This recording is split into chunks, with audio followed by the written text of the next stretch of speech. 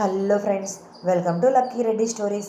Please story విన్న తర్వాత like, comment, share and subscribe చేసుకోవటం మాత్రం మర్చిపోవద్దు. ప్రేమంటే ఇదేనా స్టోరీ మొదటి భాగం నుండి వినాలి అనుకుంటున్నారా? అయితే నా ప్రొఫైల్లో ప్లేలిస్ట్లో ఉంటుంది, వినండి. ఇక స్టోరీలోనికి వెళ్ళిపోదాం. ఓకే అని ఆ అమ్మాయి పేరెంట్స్కి చెప్పి ఆ అమ్మాయికి సంబంధించిన డీటెయిల్స్ అన్నీ కూడా తీసుకుంటారు భార్గవ్. అలా భార్గవ్ కాసేపటికి స్టేషన్కి వచ్చి తన క్యాబిన్లో చైర్లో కూర్చొని వెనక్కి వాలి ఆలోచిస్తూ ఉంటాడు. అసలు ఆ అమ్మాయి ఎలా మిస్ అయ్యింది? చుట్టుపక్కల ఉన్న సీసీలో కూడా ఏమీ లేదు. కరెక్ట్గా చూసి ఆ అమ్మాయిని కిడ్నాప్ చేశారా, లేదంటే వేరే ఏదైనా కారణం ఉందా అని రకరకాలుగా ఆలోచిస్తూ ఉంటాడు. సాత్విక్ భాషితను తీసుకుని తన ఇంటి ముందు కారు ఆపుతాడు. ఆ ఇంటిని చూస్తూ, అమ్మో, నాకెందుకో భయంగా ఉంది సాత్విక్. ఒకవేళ మన పెళ్ళికి మీ అమ్మగారు ఒప్పుకోరేమో అని అడిగింది. అబ్బా, ఎందుకు నువ్వు అలా అనుకుంటావు అంటూ ఆమె భుజం చుట్టూ చేతిని వేసి దగ్గరకు తీసుకొని, నీ పక్కనే నేను ఉన్నాను కదా, నువ్వు ఏమీ భయపడద్దు, కంగారు పడద్దు, నార్మల్గా అమ్మతో మాట్లాడు అంటూ ఆమెను ఇంటి లోపలికి తీసుకొని వస్తాడు. స్వరూప వంటగదిలో ఉండి మధ్యాహ్నానికి అందరికీ కూడా బాక్సులు పంపించడానికి ప్రిపేర్ చేస్తూ ఉంటుంది ఫుడ్. సాత్విక్ అమ్మా అమ్మ అని గట్టిగా ఇల్లంతా దద్దరిల్లిపోయే విధంగా అరుస్తూనే ఉంటాడు. అబ్బా, ఏంట్రా నీ గోల అంటూ వంటగదిలో నుంచి బయటకు వస్తుంది స్వరూప. అలా రాగానే సాత్విక్ పక్కన ఉన్న భాషితని చూసి, చూడటానికి అమ్మాయి బాగానే ఉంది అంటూ భాషితని కింద నుంచి పై వరకు ఒకసారి పరీక్షగా గమనిస్తూ ఉంటుంది. స్వరూప అలా భాషితని చూస్తూ ఉండటం తనకి చాలా ఇబ్బందిగా అనిపించి సాత్విక్కు వెనకకు వెళ్ళి నిలబడుతుంది. ఏంట్రా, ఈ అమ్మాయినేనా నువ్వు ప్రేమించింది అని కాస్త సీరియస్గానే అడుగుతుంది స్వరూప. అవునమ్మా, ఈ అమ్మాయే అంటూ తన పక్కన చూస్తాడు. కానీ భాషిత తన పక్కన లేకుండా వెనక ఉండటం గమనించి ఆమెను తన పక్కకు లాగి ఆమె చుట్టూ చేతిని వేసి నవ్వుతూ తన తల్లికి పరిచయం చేస్తాడు. భాషిత మాత్రం స్వరూప ఎక్కడ తనని యాక్సెప్ట్ చెయ్యదు ఏమో అని భయంతో బిక్కుబిక్కుమంటూ స్వరూప వైపే చూస్తూ ఉంటుంది. స్వరూప భాషితను నిశితంగా పరిశీలిస్తుంది. చక్కగా ఆడపిల్లల ఫుల్ డ్రెస్ వేసుకుంది. డాక్టర్ చదివినా కూడా తెలుగుదనానికి ప్రాధాన్యత ఇస్తుంది అని భాషితని చూస్తూ ఉంటేనే స్వరూపకి క్లియర్గా అర్థమైపోతుంది. నుదుటిన ఒక చిన్న స్టిక్కర్, దాని కింద కుంకుమ, చేతులకి అందరిలా మొండిగా ఏమి గాజులు లేకుండా ఉండకుండా నిండుగా కాకపోయినా కూడా ఒక చేతికి 2 గాజులు, మరో చేతికి వాచ్ పెట్టుకొని సింగిల్ చైన్ మెడలో వేసుకుని చూడటానికి ముచ్చటగా మహాలక్ష్మిలా అనిపిస్తూ ఉంటుంది. భాషిత భయంగానే నమస్తే అంటూ 2 చేతులు ఎత్తి స్వరూపకి నమస్కారం చేస్తుంది. స్వరూప అత్తగారి దర్పం చూపిస్తూ నమస్తే నమస్తే, ఇంతకీ నీ పేరేంటి అని అడుగుతుంది. భాషిత అండి అని చాలా నిదానంగా మాట్లాడుతుంది భాషిత. అప్పటి వరకు సీరియస్గా ఉన్న స్వరూప చిన్నగా నవ్వుతూ, అమ్మాయి నాకు బాగా నచ్చిందిరా, చూడటానికి మహాలక్ష్మిలా ఉంది, కాకపోతే బాగా భయస్తురల్లాగా ఉందిరా, మరి ఇంత భయం ఉంటే ఎలాగా, చాలా కష్టం కదా, ఈ సిటీలో ఎలా బ్రతుకుతుంది, అది కూడా డాక్టర్ పొజిషన్లో ఉండి అని అంటుంది. స్వరూప అమ్మాయి నచ్చింది అని చెప్పేసరికి భాషిత సంతోషంగా థ్యాంక్స్ అత్తగారు అంటూ వచ్చి స్వరూపాన్ని గట్టిగా హత్తుకుంటుంది.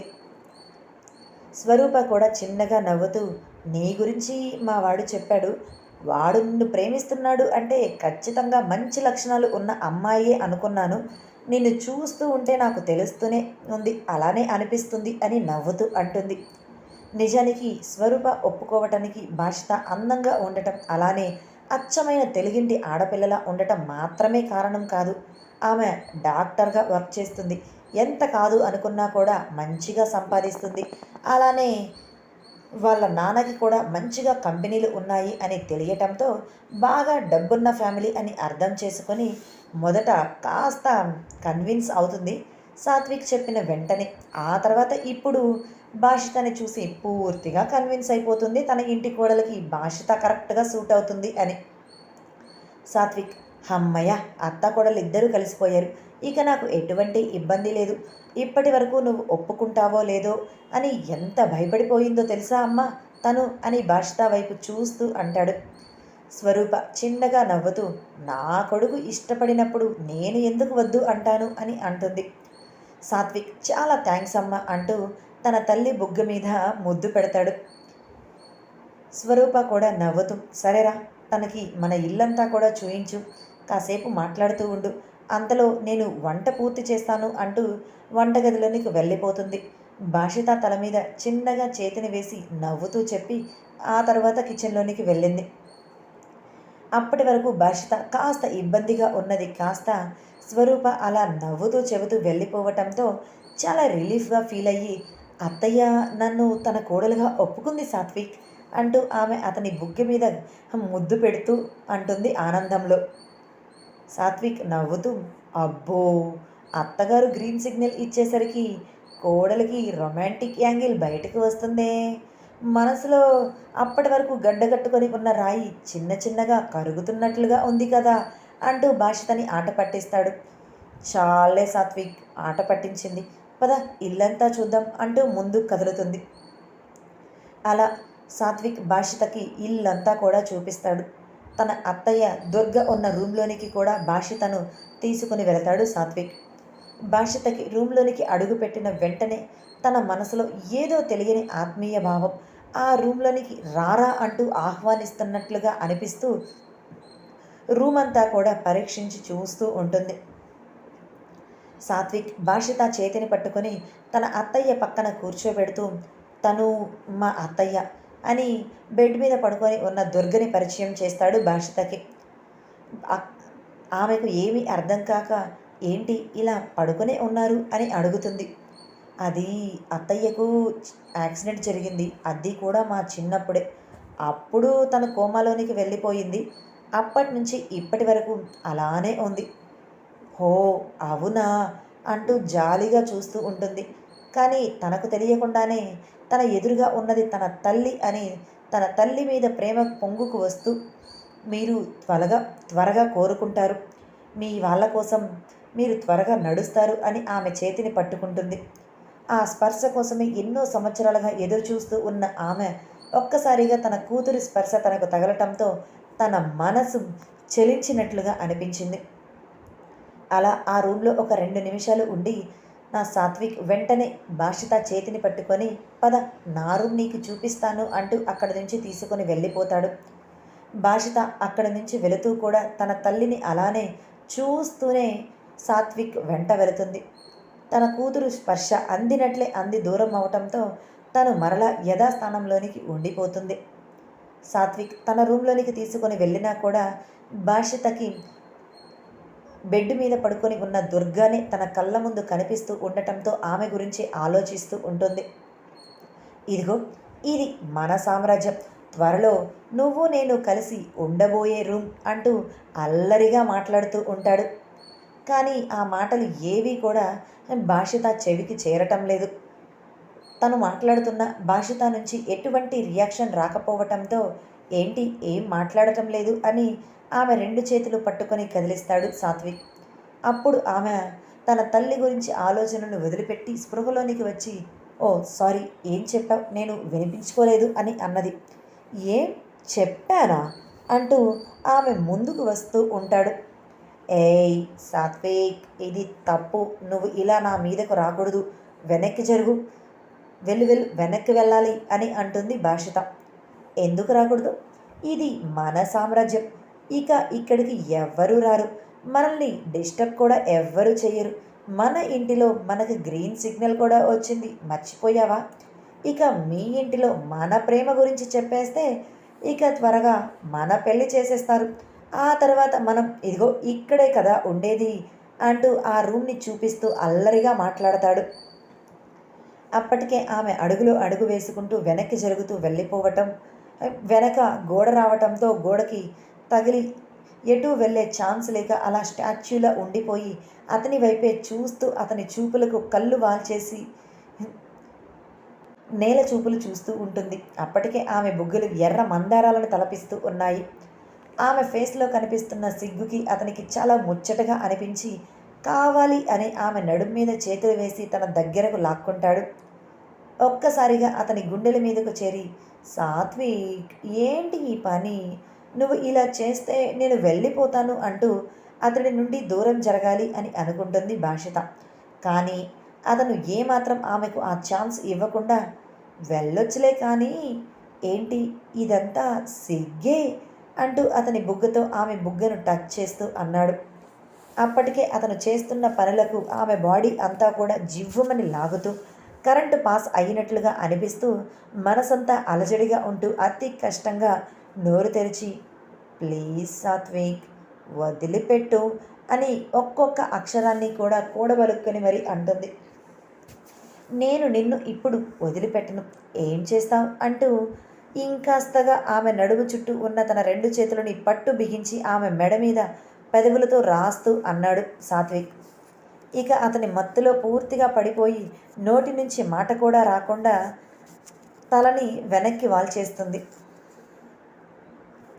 ఆమె బుగ్గ మీద ముద్దు పెడుతూ, ఇలానే మనిద్దరం ఇలానే ఉంటే ప్రపంచం ఆగిపోతే ఎంత బాగుంటుందో కదా అని ఒక ఇంటెన్స్ ఫీల్తో భాషిత మీద ఉన్న ప్రేమతో చెబుతాడు సాత్విక్.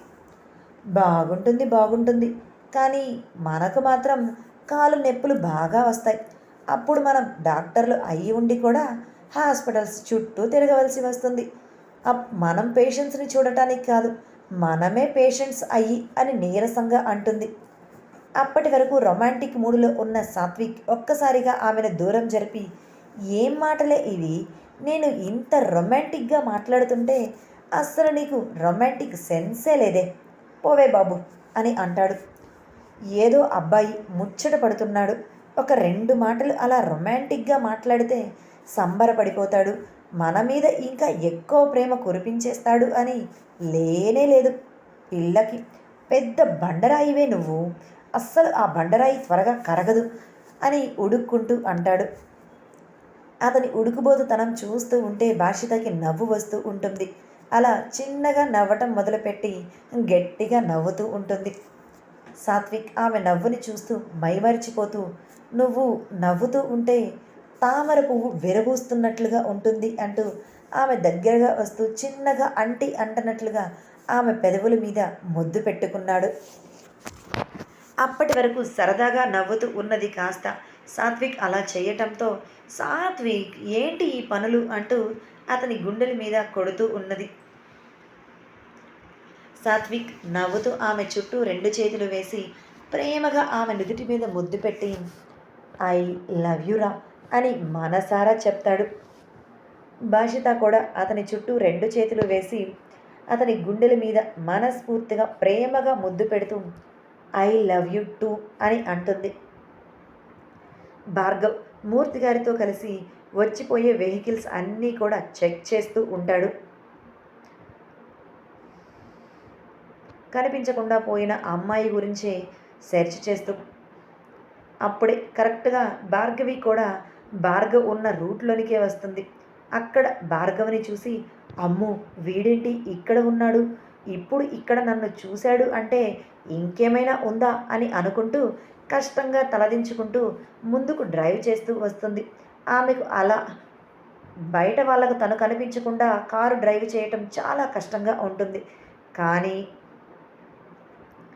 భార్గవ్ కళ్ళల్లో పడకూడదు అని పాపం తన తిప్పలు ఏవో తను పడుతూ ఉంటుంది. ఆమె ఎన్ని తిప్పలు పడ్డా కూడా భార్గవ్ ఆమెను చూడనే చూసేశాడు. తను చూడకూడదు అని భార్గవి పడే తిప్పలు కష్టాలని చూసి చిన్నగా నవ్వుకుంటూ ఆమె కార్ డోర్ ఓపెన్ చేసి పక్కనే కూర్చుంటాడు. కానీ అది భార్గవి గమనించే పరిస్థితుల్లో మాత్రం ఉండదు. భార్గవ్ తన ఎదురుగా కనిపిస్తున్నాడా లేదా, అక్కడ ఉన్నాడా లేదా, వేరే పని మీద వెళ్ళిపోయాడా లేదా అని చెక్ చేసుకుంటూ ఉంటుంది. అలా కాసేపటికి అక్కడ లేడు అని అర్థమయ్యేసరికి, అమ్మయ్య వీడు కనిపించటం లేదు, వెళ్ళిపోయి ఉంటాడులే అని అనుకుంటూ పూర్తిగా తల ఎత్తి నార్మల్గా కారు డ్రైవ్ చేస్తూ ఉంటుంది. పక్కనే ఉన్న భార్గవ్ తన గురించే భార్గవి అనుకుంటుంది అని, ఎవరు లేరక్కడ, ఎవరి గురించి మాట్లాడుతున్నావు అని అడుగుతాడు. పక్కన భార్గవ్ ఉన్నాడు అని తెలియక నార్మల్గా, ఒక దొంగ సచినుడు ఉన్నాడులే, నన్ను ఎప్పుడూ కూడా టార్చర్ పెడుతూ ఉంటాడు అని అంటూ ఒక్కసారిగా పక్కకు చూస్తుంది. తనతో ఎవరు మాట్లాడుతున్నారా, కారులో తను ఒక్కటే కదా ఉన్నది అని అనుకుంటూ. పక్కనే కనిపిస్తున్న భార్గవిని చూసి ఒక్కసారిగా ఉలిక్కిపడి, నువ్వు ఎప్పుడు వచ్చావు నా కారులోనికి, అది కూడా నాకు తెలియకుండా అని గట్టిగా అరుస్తుంది. నువ్వు ఇదిగో ఇలా గట్టిగా అరిచావు అనుకో, ఆ మిగిలిపోయిన బ్యాలెన్స్ ముద్దు పెట్టేస్తాను అంటూ ఆమె పెదవుల వైపే చూపు సాగిస్తూ అన్నాడు భార్గవ్. ఇదండి ఇవాల్టి స్టోరీ. మరలా రేపటి భాగంతో కలుసుకుందాం.